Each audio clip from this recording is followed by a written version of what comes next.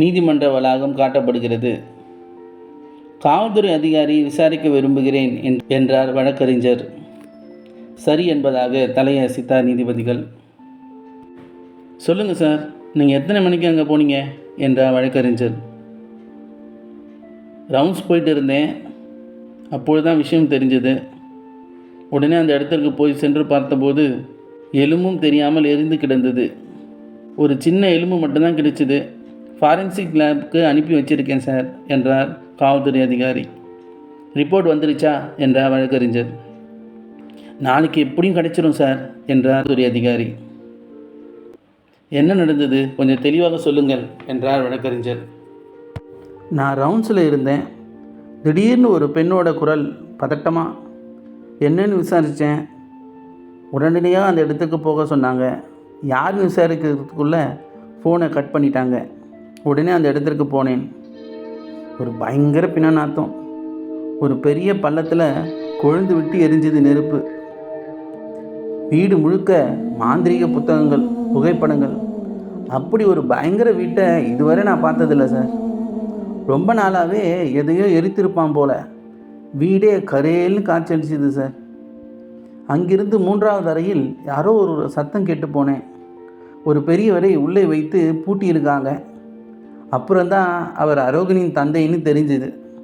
அவர் இப்பொழுது எங்கே என்று வழக்கறிஞர் கேட்க, அதோ அங்கே அமர்ந்திருக்கார் பாருங்க சார், அவர்தான் என்று அரோகனின் தந்தையை விசாரிக்க விரும்புகிறேன் என்றார் வழக்கறிஞர். சரி என்பதாக தலையசைத்தார் நீதிபதிகள். சொல்லுங்கள், உங்கள் பையன்தான் கொலை செஞ்சானா என்றார் வழக்கறிஞர். காட்டிற்குள் இருக்கும் அரோகனின் வீடு காட்டப்படுகிறது. இருண்ட அறை. எண் 1 அரோகனின் தந்தை பயங்கர தோற்றத்துடன் ஒரு நாற்காலியில் அமர்ந்தபடி இருக்கிறார். அரோகனும் செண்பகமும் முதல் முறையாக வீட்டிற்குள் வருகை தருகின்றனர். அப்பா, இவள்தான் செண்பகம். இவளை தான் திருமணம் செய்து வந்திருக்கிறேன் என்றான் அரோகன். உள்ளே வாமா என்றார் அரோகனின் தந்தை. செண்பகம் அரோகனின் தந்தையின் காலில் விழுதல். நல்லா இருமா என்றார் அரோகனின் தந்தை. சரிவா, நம்ம அறைக்கு போகலாம் என்றான் அரோகன். போயிட்டு வரேன்ப்பா. எதுனா சாப்பிட்டீங்களா என்றால் செண்பகம்.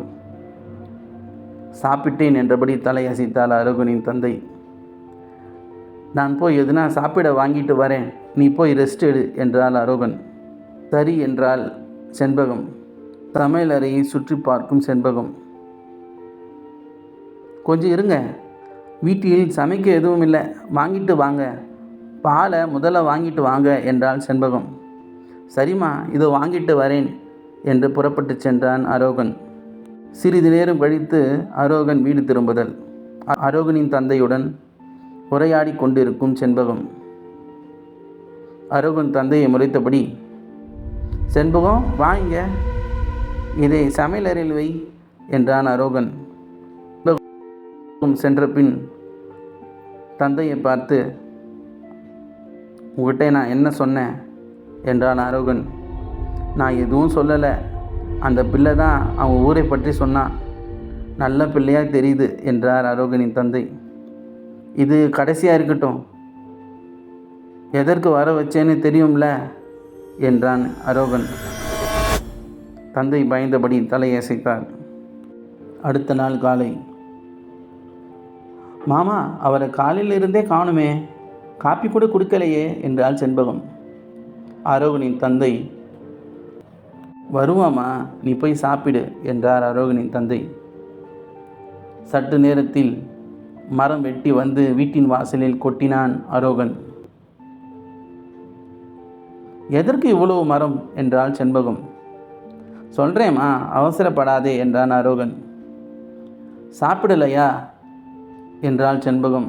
இல்லை, விரதம், பசிக்கும் போது சொல்கிறேன் என்றான் அரோகன். திரும்பவும் மரம் வெட்ட சென்றான் அரோகன். பக்கத்தில் உள்ள கோயிலுக்கு போயிட்டு வரட்டுமா மாமா என்றாள் செண்பகம். வேண்டாமா, அவன் வந்தால் கத்துவான் என்றார் அரோகனின் தந்தை. உடனே வந்துடுறேன் என்றாள் செண்பகம். அவன் வரதுக்குள்ளே வந்துருமா என்றார் அரோகனின் தந்தை. அவள் நடந்து செல்வதை பார்த்த அபிராமி, மதுரா அவளை பின்தொடர்ந்தனர். மறுபடியும் நீதிமன்ற வளாகம் காட்டப்படுகிறது. அரோகனின் தந்தை: அவன் பயங்கர கொடூரன். மாந்திரிகம் பற்றி நிறைய பேசியிருக்கான். பெண்ணை பலி கொடுத்தா அவனுக்கு இடம் விட்டு இடம் பெயரும், மறையும் சக்தி வரும்னு சொன்னான். நான் எவ்வளோ சொல்லியும் கேட்கல. தினமும் எதனா பண்ணுவான். நான் சொன்னால் என்னை அடிக்க வருவான் என்றார் அரோகனின் தந்தை. அன்றைக்கு என்ன நடந்தது என்றார் வழக்கறிஞர். தேம்பி தேம்பி அழுது கொண்டே, என்னை விட்டுடுங்க சார், அவன் பாவி என அழுது கொண்டே நின்றார் அரோகனின் தந்தை. இப்படி நீங்கள் எதுவும் சொல்லலைன்னா நாங்கள் என்ன பண்ண முடியும் என்றார் வழக்கறிஞர். இன்னும் அதிகமாக தேம்பி அழுதார் அரோகனின் தந்தை. மீண்டும் விசாரணை நாளைக்கு தொடரும் என்று அங்கிருந்து கடந்து சென்றார் நீதிபதிகள். காவல்துறையால் வெளியே அழைத்து செல்லப்பட்ட அரோகனின் தந்தையின் மீது மக்கள் தாக்குதல், கல்லெறிதல், அடித்தல் இது மிகப்பெரிய ஏற்படுத்தியது. நிறைய இடத்தில் அரோகனை பார்த்ததாக மக்கள் பீதி அடைந்தனர். நான் நடந்துகிட்டே போனேன், என் முன்னாடியே தான் அவன் நடந்து போயிட்டே இருந்தான், திடீர்னு அவனை காணோம் என்றார் ஒரு பெரியவர். சார், நைட்டு ஒரு 12 மணி இருக்கும், யாரும் வீட்டின் மேலே குதிப்பது போல் இருந்தது. போய் பார்த்தேன், அங்கே அவன்தான்.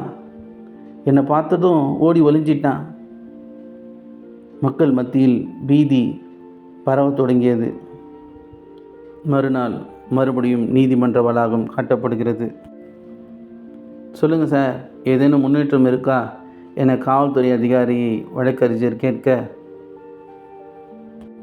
ரிப்போர்ட் வந்திருக்கு, ஆனால் அது ஒரு ஆணோட எலும்புன்னு தெரியுது என்றார் காவல்துறை அதிகாரி. என்னது, இதற்கு முன் ஆண்களை வர பலியிட்டு இருப்பானோ என்றார் வழக்கறிஞர். அது பற்றி எனக்கு சரியாக தெரியல, ஆனால் ஜோசியரை நம்ப வச்சிருக்கான். ஒரு போலி ஜாதகத்தை தயார் செய்து ஜோசியரை நம்ப வச்சிருக்கான். சொல்லும் நம்பிநாதன், பூக்காரர் எல்லாம் கொலை செய்து கல்லை கட்டி யாரோ குளத்தில் போட்டிருக்காங்க. அதுவும் அரோகனிடம் எப்பொழுது பிரச்சனை பண்ணினார்களோ அன்று பரிசோதனையில் தெரிய வந்துள்ளது. இன்னும் யாரையெல்லாம் கொன்று இருப்பான்னு தெரியலை. செம்பகத்தின் அண்ணன் சோமனை வரை காணவில்லை.